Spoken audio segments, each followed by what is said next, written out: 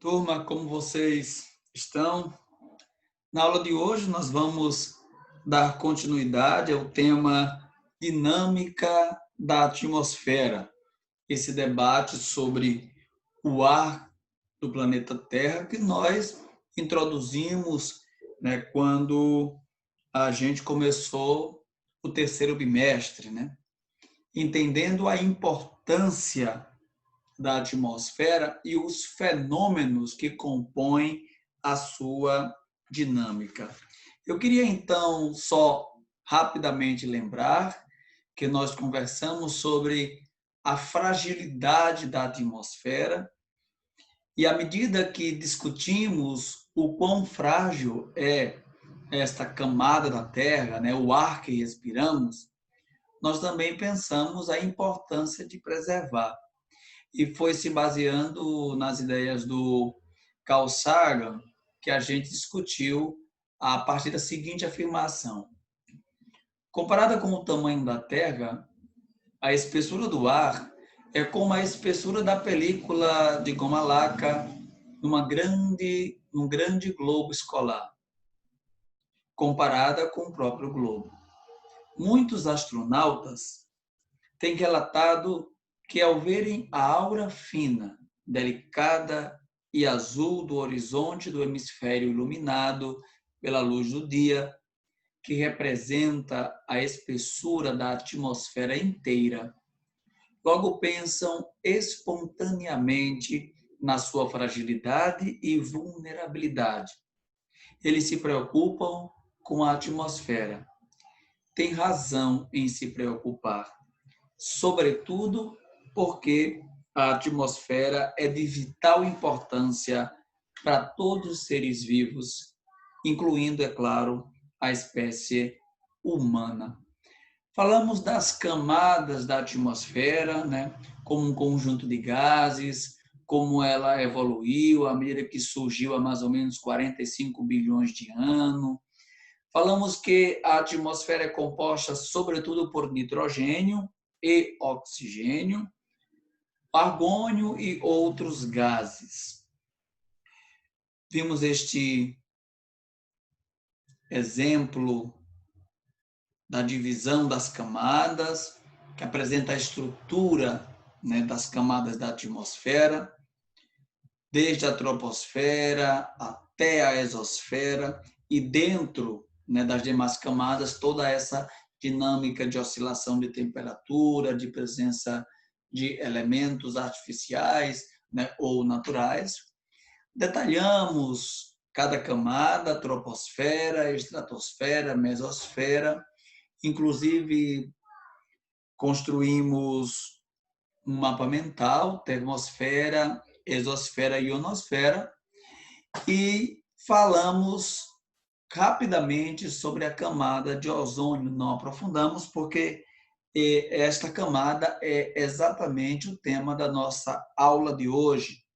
A camada de ozônio situa-se na baixa estratosfera, portanto, ali na transição, né, da estratosfera, na dinâmica entre troposfera e a mesosfera, nós temos uma grande concentração de ozônio. As moléculas de ozônio com maior concentração, na faixa dos 25 quilômetros de altitude aproximadamente, filtram a maior parte da radiação mais nociva, sendo essenciais para a vida humana na Terra.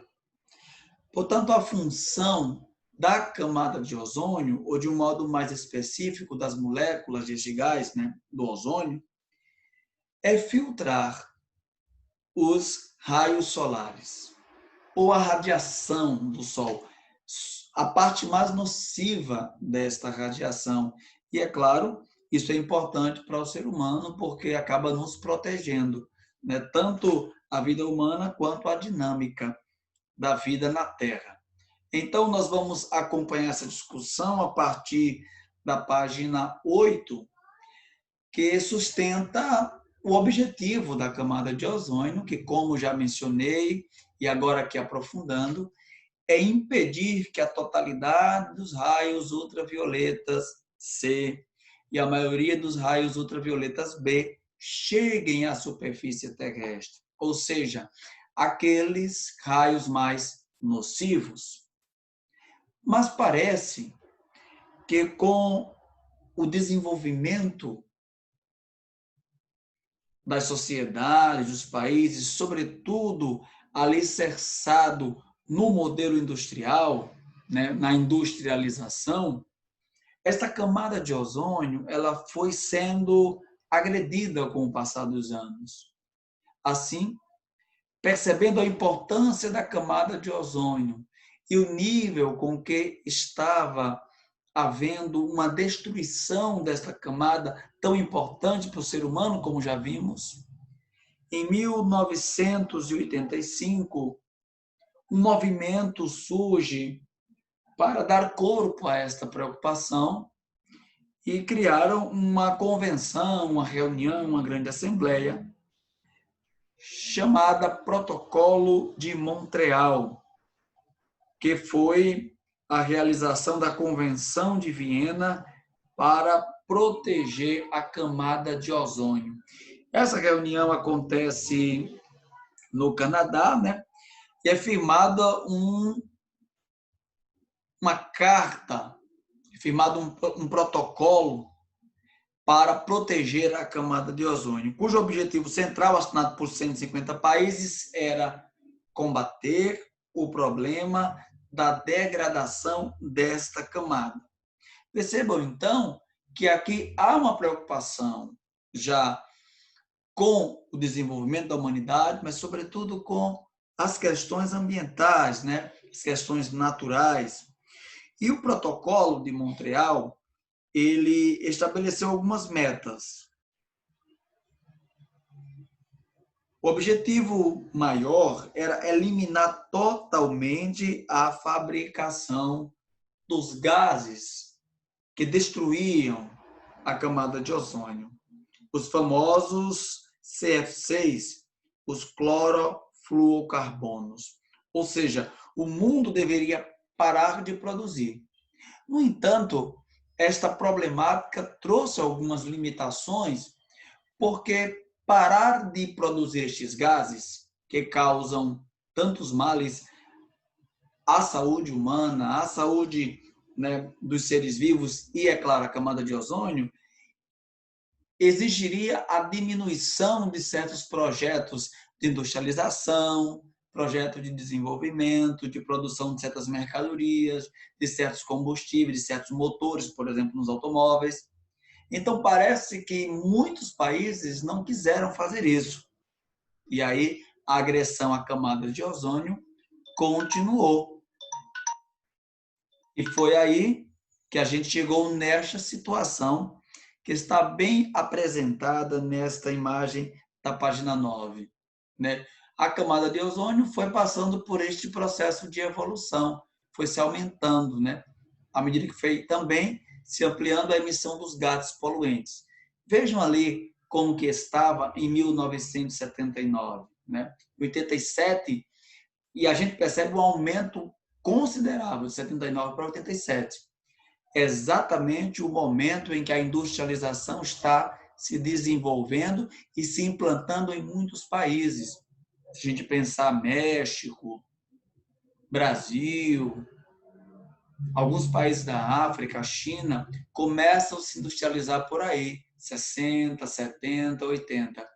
Em 2006, aumenta um pouco mais, em 2011, o buraco na camada de ozônio vai se ampliando. Mas se vocês perceberem, o grande aumento, né, em termos de proporção foi de 79 para 1987. Né? Daí a importância de pensar o papel que o ozônio, que a camada de ozônio tem para garantir a vida na Terra e pensar as agressões humanas como resultado de um projeto de desenvolvimento econômico, político, global. Mas, se vocês perceberem ali, né, no gráfico que está ao lado sobre o Protocolo de Montreal, estas conferências, elas ajudam exatamente porque, a partir da realização do protocolo, foi diminuindo. Obviamente, não solucionou o problema, mas foi diminuindo a emissão dos gases. Portanto, as ONGs, os ativistas, né, estas conferências, convenções, têm um papel muito importante na preservação, né, dos recursos naturais, do meio ambiente e, portanto, da vida humana. Pois bem, turma, depois de compreender a importância da camada de ozônio, seu processo de destruição e também a importância de preservá-la, né, de modificar muitos processos e ações humanas, eu vou solicitar uma atividade para entrega, para confirmar presença, vocês me enviarem lá pelo Google Classroom, e também para aprofundar um pouco a nossa aula e, quem sabe, trazer algumas dúvidas. Página 17, vocês irão responder o exercício Hora de Estudo. A questão 1, 2, 3 e 4, da página 18. Então, 17 e 18. 1, 2, 3 e 4. À medida que vocês concluírem, vocês fotografam e me enviam pelo Google Classroom. Eu quero agradecer sua atenção e qualquer dúvida pode entrar em contato.